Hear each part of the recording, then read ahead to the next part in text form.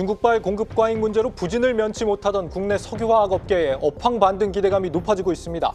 우크라이나 종전 기대에 더해 중국 양회에서 경기 부양 의지가 확인된 영향이지만 이런 변화들이 실제 한국 석유화학 업계의 실적 개선을 가져올지 확인이 필요해 보입니다.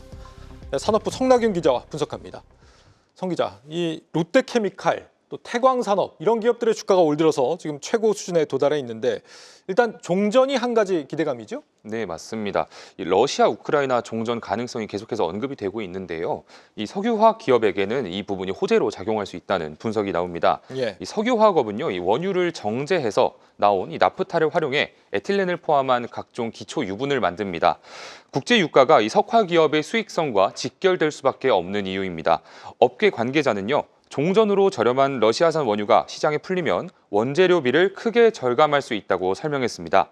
또 석유화학업의 핵심 원료인 나프타의 가격 하락을 기대해 볼 만합니다. 우리 기업들은 지난 2021년까지만 해도 전체 수입량의 20%를 러시아에서 수입했는데 전쟁이 발발한 2022년부터는 수입이 끊겼습니다. 대신 상대적으로 비싸고 물류비가 많이 드는 아랍에미리트로부터 수입량을 늘렸는데요. 다시 러시아산 나프타가 유통되면 시장 가격이 낮아지면서 석화 기업들의 수익성도 향상될 것으로 보입니다. 하나증권은 지난 3년간 수요 부진, 원가 부담 등이 국내 화학업계를 위협한 근본 원인이라며 종전이 된다면 이 같은 악재가 해결될 가능성이 크다고 내다봤습니다. 또 이 종전과 동시에 시작될 재건 사업도 석화 업종의 반등 모멘텀이 될 수 있다는 분석입니다. 재건을 생각하면 가장 먼저 건설업이 떠오르실 텐데요. 석유화학 기업들도 재건 사업을 눈여겨보고 있습니다. 생활과 밀접한 소모품 대다수가 석유화학 제품이기 때문입니다. 도로를 만들 때 사용하는 아스팔트나 아파트를 지을 때 들어가는 창틀 등 건설 분야 곳곳에 석유화학 제품이 숨어 있습니다.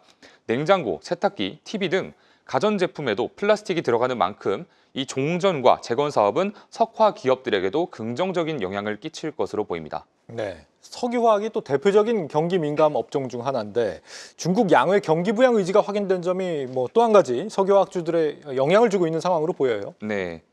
근데 이 공급 과잉 문제도 좀 짚어봐야 될 것 같습니다. 예. 네, 이 지난 3년간 석유화학업계가 이 불황의 늪을 벗어나지 못했던 이유가 이 중국발 공급 과잉이거든요. 예. 근데 이제 중국 내에서 에틸렌 설비가 대규모로 증설이 됐고요. 이와 동시에 중국이 소비 침체에 들어가면서 이 경기가 얼어붙었기 때문입니다.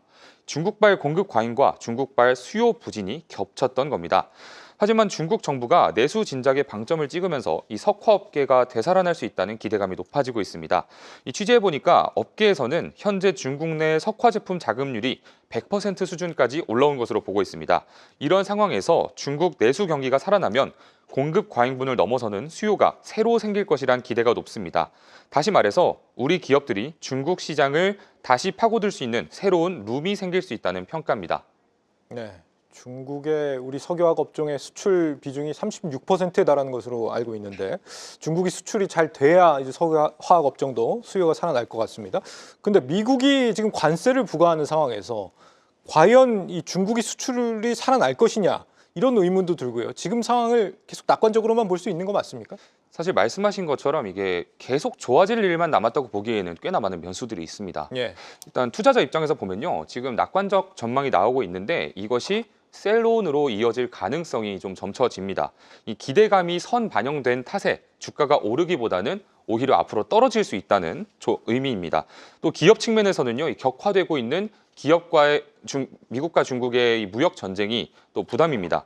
미국이 모든 중국산 제품에 20%의 추가 관세를 부과하면서 중국산 공산품에 대한 매력도가 떨어질 것이란 우려가 높은데요.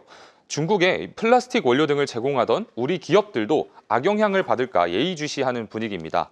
또 중국의 내수 회복 탄력성이 생각보다 좋지 않을 수도 있습니다. 중국 정부는 올해 소비자 물가지수 증가율 목표치를 2%로 내세웠는데요. 이게 약 20년 만에 가장 낮은 수치입니다. 리창 중국 국무원 총리는 지난해 국내에서 장기간 누적된 일부 구조적 모순이 집중해서 드러났다고 말했는데요. 이 경제 체력이 그다지 좋지 않다는 점을 스스로 인정한 것 아니냐는 분석입니다. 결국 이 중국의 경기가 얼마나 빠른 속도로 회복되는지가 핵심 체크 포인트라고 할 수 있겠습니다. 네, 석유화학 업계 업황 반등 기대감에 대해서 산업부 성낙윤 기자와 분석했습니다.